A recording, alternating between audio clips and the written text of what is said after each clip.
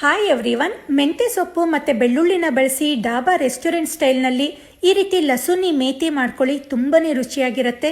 ಸಖತ್ ಸಿಂಪಲ್ಲಾಗಿ ಮಾಡ್ಕೊಳ್ಬೋದಾದ ಒಂದು ಸೈಡ್ ಡಿಶ್ ಇದು. ಚಪಾತಿಗೆ ಆಗಲಿ, ರೊಟ್ಟಿಗೆ ಆಗಲಿ, ಈವನ್ ಬಿಸಿ ಬಿಸಿ ಅನ್ನಕ್ಕೂ ಕಲಿಸ್ಕೊಂಡು ತಿನ್ನಲಿಕ್ಕೆ ತುಂಬಾ ಚೆನ್ನಾಗಿರುತ್ತೆ. ಇದಕ್ಕೆ ಜಾಸ್ತಿ ಮೆಂತೆ ಸೊಪ್ಪನ್ನು ಬಳಸಿದ್ರೂ ಕೂಡ ಸ್ವಲ್ಪನೂ ಕಹಿ ಅಂತ ಅನಿಸಲ್ಲ, ಅಷ್ಟು ರುಚಿಯಾಗಿರುತ್ತೆ. ಹಾಗೆ ಆರೋಗ್ಯಕ್ಕೂ ಕೂಡ ಒಳ್ಳೆಯದು. ಹಾಗಿದ್ರೆ ಬನ್ನಿ, ಡಾಬಾ ರೆಸ್ಟೋರೆಂಟ್ ಸ್ಟೈಲ್ ಲಸುನಿ ಮೇಥಿ ಹೇಗೆ ಮಾಡೋದು ಅಂತ ನೋಡೋಣ. ಮೊದಲಿಗೆ ಶೇಂಗಾ ಬೀಜ ಮತ್ತು ಬಿಳಿ ಎಳ್ಳನ್ನು ಹುರ್ಕೊಳ್ಬೇಕು. ಇಲ್ಲಿ ನಾನು 3 ಟೇಬಲ್ ಸ್ಪೂನ್ ಅಷ್ಟು ಶೇಂಗಾ ಬೀಜನ ಒಂದು ಪ್ಯಾನ್ಗೆ ಹಾಕಿ ಹುರ್ಕೊಳ್ತಾ ಇದ್ದೀನಿ. ಶೇಂಗಾ ಬೀಜ ಈ ರೀತಿ ಸಿಪ್ಪೆ ಎಲ್ಲ ಬಿಟ್ಕೊಳ್ತಾ ಬಂದಮೇಲೆ ಇದನ್ನು ಆರ್ಲಿಕ್ಕೆ ಬಿಟ್ಟು ಸಿಪ್ಪೆ ತೆಗೆದು ಇಟ್ಕೊಳ್ಳೋಣ. ಈಗ 2 ಟೇಬಲ್ ಸ್ಪೂನ್ ಅಷ್ಟು ಬಿಳಿ ಎಳ್ಳನ್ನು ಕೂಡ ಹುರ್ಕೊಳ್ಬೇಕು. ಈ ಶೇಂಗಾ ಬೀಜ ಮತ್ತು ಎಳ್ಳನ್ನು ತರಿತರಿಯಾಗಿ ಗ್ರೈಂಡ್ ಮಾಡಿ ಈ ಪಲ್ಯಕ್ಕೆ ಹಾಕೋದ್ರಿಂದನೇ ಈ ಪಲ್ಯ ಅಷ್ಟು ರುಚಿ ಇರೋದು. ಈಗ ಎಳ್ಳನ್ನು ಕೂಡ ಹುರ್ಕೊಂಡಾಗಿದೆ. ಇದನ್ನು ಕೂಡ ಎತ್ತಿಟ್ಕೊಂಡು ಒಂದು ಮಿಕ್ಸಿ ಜಾರ್ನಲ್ಲಿ ಹುರಿದು ಸಿಪ್ಪೆ ತೆಗೆದ ಶೇಂಗಾ ಬೀಜ ಮತ್ತು ಹುರಿದಿಟ್ಕೊಂಡ ಬಿಳಿ ಎಳ್ಳನ್ನು ಹಾಕಿ ಪಲ್ಸ್ ಮೋಡ್ನಲ್ಲಿ ಜಸ್ಟ್ 1 ಸುತ್ತು ಗ್ರೈಂಡ್ ಮಾಡಿದ್ರೆ ಸಾಕು. ತುಂಬ ನೈಸಾಗಿ ಇರಬಾರ್ದು, ಈ ರೀತಿ ಸ್ವಲ್ಪ ತರಿತರಿಯಾಗಿ ಇರಲಿ. ಈಗ ಒಂದು ಪ್ಯಾನ್ನಲ್ಲಿ 2 ಟೇಬಲ್ ಸ್ಪೂನ್ ಎಣ್ಣೆ ಹಾಕಿ, ಎಣ್ಣೆ ಕಾದ್ಮೇಲೆ 2 ಉಂಡೆ ಬೆಳ್ಳುಳ್ಳಿನ ಸಿಪ್ಪೆ ತೆಗೆದಿರೋದನ್ನು ಹಾಕಿ ಫ್ರೈ ಮಾಡ್ಕೊಳ್ಳೋಣ. ಈ ಬೆಳ್ಳುಳ್ಳಿನ ತುಂಬ ರೋಸ್ಟ್ ಮಾಡಬೇಕು ಅಂತ ಏನಿಲ್ಲ. ಇದನ್ನು ಹುರಿತಿದ್ದಂಗೆ ಹಸಿ ವಾಸನೆ ಹೋಗಿ ಒಳ್ಳೆ ಘಮ ಬರಲಿಕ್ಕೆ ಸ್ಟಾರ್ಟ್ ಆಗತ್ತೆ. ಅಷ್ಟು ಹುರ್ಕೊಂಡ್ರೆ ಸಾಕು. ಇವಾಗ ಇದಕ್ಕೆ 3 ಕಟ್ಟಷ್ಟು ಮೆಂತೆ ಸೊಪ್ಪನ್ನು ಚೆನ್ನಾಗಿ ತೊಳೆದು ಈ ರೀತಿ ಚಿಕ್ಕದಾಗಿ ಹೆಚ್ಕೊಂಡಿದ್ದೀನಿ. ಇದನ್ನು ಹಾಕಿ ಸೊಪ್ಪಿಗೆ ಹಿಡಿಯುವಷ್ಟು ಸ್ವಲ್ಪ ಉಪ್ಪನ್ನು ಹಾಕಿ ಮೆಂತೆ ಸೊಪ್ಪನ್ನು ಚೆನ್ನಾಗಿ ಹುರ್ಕೊಳ್ಬೇಕು. ಮೆಂತೆ ಸೊಪ್ಪನ್ನು ಈ ರೀತಿ ಹುರ್ಕೊಳ್ಳೋದ್ರಿಂದನೇ ಇಷ್ಟೊಂದು ಮೆಂತೆ ಸೊಪ್ಪನ್ನು ಹಾಕಿದ್ರೂ ಕೂಡ ಪಲ್ಯ ಕಹಿ ಅಂತ ಅನಿಸಲ್ಲ. ಈ ಸೊಪ್ಪಿನಲ್ಲಿರೋ ನೀರಿನ ಅಂಶ ಎಲ್ಲ ಹೋಗಿ ಈ ರೀತಿ ಚೆನ್ನಾಗಿ ಫ್ರೈ ಆದಮೇಲೆ ಈ ಸೊಪ್ಪನ್ನು ಸಪ್ರೇಟಾಗಿ ಎತ್ತಿಟ್ಕೊಳ್ಳೋಣ.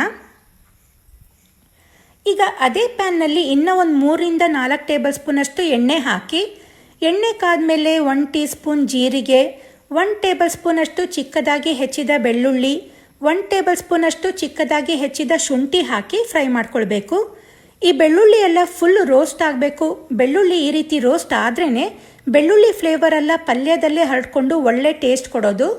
ಇವಾಗ ಇದಕ್ಕೆ 2 ಈರುಳ್ಳಿನ ತೆಳುವಾಗಿ ಹೆಚ್ಕೊಂಡಿರೋದನ್ನು ಹಾಕಿ ಈರುಳ್ಳಿನ ಫ್ರೈ ಮಾಡ್ಕೊಳ್ಳೋಣ. ಈರುಳ್ಳಿನೂ ಕೂಡ ಚೆನ್ನಾಗಿ ಫ್ರೈ ಆಗಿದೆ. ನಂತರ ಇದಕ್ಕೆ 3 ಹಣ್ಣು ಟೊಮ್ಯಾಟೋನ ಪೂರ್ತಿ ಚಿಕ್ಕದಾಗಿ ಹೆಚ್ಕೊಂಡಿರೋದನ್ನು ಹಾಕಿ ರುಚಿಗೆ ತಕ್ಕಷ್ಟು ಉಪ್ಪನ್ನು ಹಾಕಿ ಟೊಮ್ಯಾಟೋನ ಫುಲ್ ಸಾಫ್ಟ್ ಆಗೋ ತನಕ ಫ್ರೈ ಮಾಡ್ಕೊಳ್ಬೇಕು. ಟೊಮ್ಯಾಟೊ ಜೊತೆ ಉಪ್ಪನ್ನು ಹಾಕೊಂಡ್ರೆ ಟೊಮ್ಯಾಟೊ ಬೇಗ ಸಾಫ್ಟ್ ಆಗುತ್ತೆ. ಟೊಮ್ಯಾಟೊನು ಕೂಡ ಈಗ ಫುಲ್ ಸಾಫ್ಟ್ ಆಗಿದೆ. ಇದಕ್ಕೀಗ ಒಂದು 1/4 ಟೀ ಸ್ಪೂನ್ ಅಷ್ಟು ಅರಿಶಿಣ ಹಾಕಿ ಖಾರಕ್ಕೆ ಬೇಕಾದಷ್ಟು ಖಾರದ ಪುಡಿ ಇಲ್ಲಿ ನಾನು 1.5 ಟೇಬಲ್ ಸ್ಪೂನ್ ಅಷ್ಟು ಹಾಕಿದ್ದೀನಿ. ಹಾಗೆ ಒಂದು ಅರ್ಧ ಟೀ ಸ್ಪೂನ್ ಜೀರಿಗೆ ಪುಡಿ, ನಂತರ 1 tea spoon garam masala powder ಹಾಕಿ ಒಗ್ಗರಣೆ ಜೊತೆ ಚೆನ್ನಾಗಿ ಮಿಕ್ಸ್ ಮಾಡ್ಕೊಳ್ಬೇಕು. ಈಗಿದು ಚೆನ್ನಾಗಿ ಮಿಕ್ಸ್ ಆಗಿದೆ. ಇದಕ್ಕೀಗ 1 ಟೇಬಲ್ ಸ್ಪೂನ್ ಅಷ್ಟು ಕಡಲೆ ಹಿಟ್ಟನ್ನು ಹಾಕಿ ಮಿಕ್ಸ್ ಮಾಡ್ಕೊಳ್ಳೋಣ. ಕಡಲೆ ಹಿಟ್ಟನ್ನು ನಾನು ಹುರ್ಕೊಂಡಿಲ್ಲ, ಹಾಗೆ ಹಾಕಿದ್ದೀನಿ. ಆದ್ದರಿಂದ 1 ನಿಮಿಷ ಹೀಗೆ ಇದನ್ನು ಫ್ರೈ ಮಾಡ್ಕೊಳ್ಳಿ. ಈ ರೀತಿ ಫ್ರೈ ಮಾಡ್ಕೊಂಡ್ಮೇಲೆ ಇದಕ್ಕೆ ಸ್ವಲ್ಪ ನೀರನ್ನು ಹಾಕಿ ಮಿಕ್ಸ್ ಮಾಡಿಕೊಂಡು ಕುದಿಸ್ಕೊಳ್ಳೋಣ. ಇದಕ್ಕೆ ಮಸಾಲೆ ಪದಾರ್ಥಗಳನ್ನ ಹಾಕಿದ್ದೀವಲ್ಲ, ಅದೆಲ್ಲ ಚೆನ್ನಾಗಿ ಹೊಂದ್ಕೊಳ್ಬೇಕು.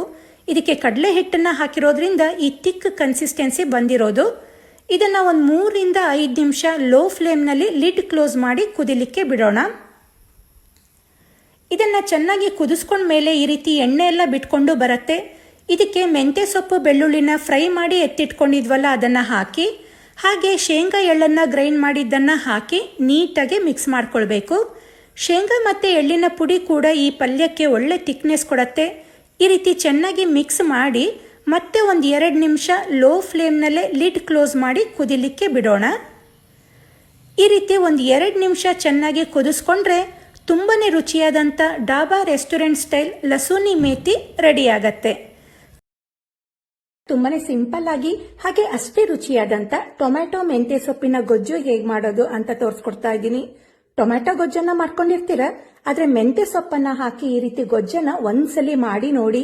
ಯಾವ ತರಕಾರಿ ಸಾರು ಬೇಡ, ಪಲ್ಯನೂ ಬೇಡ, ಇದೊಂದು ಗೊಜ್ಜು ಇದ್ರೆ ಸಾಕು ಅನ್ನೋಷ್ಟು ರುಚಿ ಇರತ್ತೆ. ತೃಪ್ತಿಯಾಗಿ ಊಟ ಮಾಡಿದ ಫೀಲ್ ಕೊಡತ್ತೆ.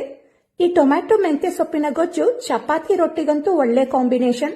ಆದ್ರೆ ಅನ್ನದ ಜೊತೆ ಕಲ್ಸ್ಕೊಂಡು ತಿನ್ಲಿಕ್ಕಂತೂ ಸಖತ್ ರುಚಿ. ಖಂಡಿತ ಟ್ರೈ ಮಾಡಿ. ಇದು ಆರೋಗ್ಯಕ್ಕೂ ಒಳ್ಳೆಯದು, ಹಾಗೆ ಸಿಂಪಲ್ ಆಗು ಮಾಡ್ಕೋಬಹುದು. ಟೊಮ್ಯಾಟೊ ಮೆಂತ್ಯ ಸೊಪ್ಪಿನ ಗೊಜ್ಜಿಂದು ಒಗ್ಗರಣೆ ಮಾಡಲಿಕ್ಕೆ ಒಂದು ಕಡಾಯಿಯಲ್ಲಿ 4 ರಿಂದ 5 ಟೇಬಲ್ ಸ್ಪೂನ್ ಎಣ್ಣೆ ಹಾಕೊಳ್ತಾ ಇದ್ದೀನಿ. ಇದು ಗೊಜ್ಜು ಆದ್ರಿಂದ ಎಣ್ಣೆ ಕ್ವಾಂಟಿಟಿ ಜಾಸ್ತಿ ಬೇಕಾಗತ್ತೆ. ಎಣ್ಣೆ ಕಾದ್ಮೇಲೆ 1 ಟೀ ಸ್ಪೂನ್ ಸಾಸಿವೆ ಹಾಕಿ ಸಾಸಿವೆ ಸಿಡಿಲಿಕ್ಕೆ ಸ್ಟಾರ್ಟ್ ಆಯ್ತು ಅಂದ್ರೆ 1 ಟೀ ಸ್ಪೂನ್ ಜೀರಿಗೆ ಹಾಗೆ ಒಂದು 8 ರಿಂದ 10 ಬೆಳ್ಳುಳ್ಳಿ ಹೆಸಳನ್ನ ಚಿಕ್ಕದಾಗಿ ಕಟ್ ಮಾಡ್ಕೊಂಡಿರೋದನ್ನ ಹಾಕಿ ಬೆಳ್ಳುಳ್ಳಿನ ಚೆನ್ನಾಗಿ ಫ್ರೈ ಮಾಡ್ಕೋಬೇಕು. ಬೆಳ್ಳುಳ್ಳಿನ ಬೇಕಾದ್ರೆ ಜಜ್ಜಿ ಕೂಡ ಹಾಕೊಳ್ಬಹುದು. ಯಾವುದೇ ಸೊಪ್ಪನ್ನ ಹಾಕಿ ಮಾಡೋ ಅಡುಗೆಗೆ ಜೀರಿಗೆ ಮತ್ತೆ ಬೆಳ್ಳುಳ್ಳಿ ಹಾಕಿದ್ರೆ ಒಳ್ಳೆ ಟೇಸ್ಟ್ ಕೊಡತ್ತೆ, ಹಾಗೆ ಒಳ್ಳೆ ಘಮನೂ ಕೊಡತ್ತೆ. ಈಗ ಬೆಳ್ಳುಳ್ಳಿ ಎಲ್ಲ ಚೆನ್ನಾಗಿ ಫ್ರೈ ಆಗಿದೆ. ಇವಾಗ ಇದಕ್ಕೆ ತೆಳುವಾಗಿ ಹೆಚ್ಕೊಂಡ ಮೀಡಿಯಂ ಸೈಜ್ದು 3 ಈರುಳ್ಳಿನ ಹಾಕೊಂಡು ಹಾಗೆ ಮಧ್ಯ ಸೀಳಿದ 3 ಹಸಿಮೆಣಸು ಸ್ವಲ್ಪ ಕರಿಬೇವು ಹಾಕಿ ಈರುಳ್ಳಿನ ಚೆನ್ನಾಗಿ ಬಾಡಿಸ್ಕೊಳ್ಬೇಕು. ಇದು ಗೊಜ್ಜು ಆದ್ರಿಂದ ಈರುಳ್ಳಿ ಕ್ವಾಂಟಿಟಿನ ಸ್ವಲ್ಪ ಜಾಸ್ತಿನೇ ತಗೊಳ್ಳಿ. ಈರುಳ್ಳಿನ ಇಷ್ಟು ಬಾಡಿಸ್ಕೊಂಡ್ರೆ ಸಾಕು, ತುಂಬಾ ಫ್ರೈ ಆಗ್ಬೇಕು ಅಂತ ಏನಿಲ್ಲ. ಈರುಳ್ಳಿ ಇಷ್ಟು ಫ್ರೈ ಆದ್ಮೇಲೆ ಉದ್ದುತ್ತೆ ಹೆಚ್ಕೊಂಡ 6 ಹಣ್ಣು ಟೊಮ್ಯಾಟೋನ ಹಾಕೊಳ್ತಾ ಇದ್ದೀನಿ. ಹಾಗೆ ಇದ್ರ ಜೊತೆಗೆ ರುಚಿಗೆ ತಕ್ಕಷ್ಟು ಉಪ್ಪು, ಒಂದು ಅರ್ಧ ಟೀ ಸ್ಪೂನ್ ಅಷ್ಟು ಅರಿಶಿಣ ಹಾಕಿ ಒಗ್ಗರಣೆ ಜೊತೆ ನೀಟಾಗಿ ಮಿಕ್ಸ್ ಮಾಡಿ ಟೊಮ್ಯಾಟೊ ಫುಲ್ ಸಾಫ್ಟ್ ಆಗೋ ತನಕ ಒಂದು 4 ರಿಂದ 5 ನಿಮಿಷ ಲಿಡ್ ಕ್ಲೋಸ್ ಮಾಡಿ ಬೇಯಲಿಕ್ಕೆ ಬಿಡೋಣ.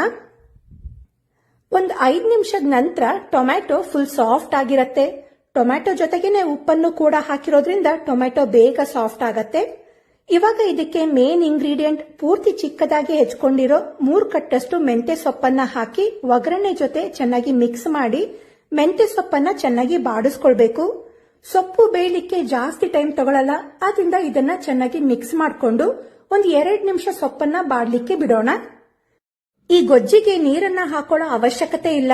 ಮೆಂತ್ಯ ಸೊಪ್ಪು ಕೂಡ ನೀರ್ ಬಿಟ್ಕೊಂಡಿರತ್ತೆ, ಹಾಗೆ ಟೊಮ್ಯಾಟೊ ಕೂಡ ನೀರ್ ಬಿಟ್ಕೊಳ್ಳೋದ್ರಿಂದ ಇದಕ್ಕೆ ಎಕ್ಸ್ಟ್ರಾ ನೀರನ್ನ ಹಾಕೊಳ್ಳೋದೇನೂ ಬೇಡ. ಸೊಪ್ಪು ಈ ರೀತಿ ಚೆನ್ನಾಗಿ ಬಾಡೋದ್ಮೇಲೆ ಇದಕ್ಕೆ ಬೇಸಿಕ್ ಮಸಾಲೆ ಪದಾರ್ಥಗಳನ್ನ ಹಾಕೊಳ್ಬೇಕು. ಇಲ್ಲಿ ನಾನು 1 ಟೀ ಸ್ಪೂನ್ ಖಾರದ ಪುಡಿ ಹಾಕಿದ್ದೀನಿ, ಹಾಗೆ 2 ಟೀ ಸ್ಪೂನ್ ಸಾಂಬಾರ್ ಪುಡಿ ಮತ್ತೆ ಒಂದು ಅರ್ಧ ಟೀ ಸ್ಪೂನ್ ಅಷ್ಟು ಕೊತ್ತಂಬರಿ ಪುಡಿ ಹಾಕಿ ಸೊಪ್ಪಿನ ಜೊತೆ ಮಸಾಲೆನೆಲ್ಲ ಚೆನ್ನಾಗಿ ಮಿಕ್ಸ್ ಮಾಡ್ಕೊಳ್ಬೇಕು.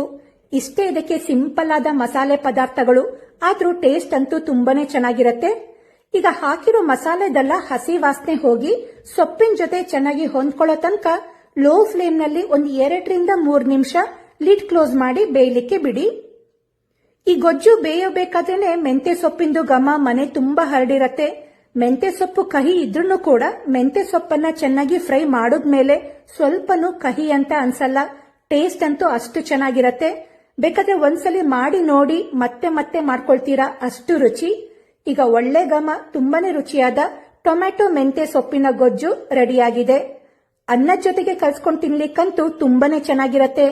ಬಾಯಿ ರುಚಿ ಕೆಟ್ಟಾಗ, ಅಡಿಗೆ ಮಾಡ್ಲಿಕ್ಕೆ ಬೇಜಾರು ಅಂದಾಗ ದಿಢೀರಾಗಿ ಮಾಡ್ಕೋಬಹುದು. ಹಾಗೆ ಅಷ್ಟೇ ರುಚಿ. ಖಂಡಿತ ಟ್ರೈ ಮಾಡಿ, ಹೇಗಿತ್ತು ಅಂತ ಕಮೆಂಟ್ ಮಾಡಿ ತಿಳಿಸಿ.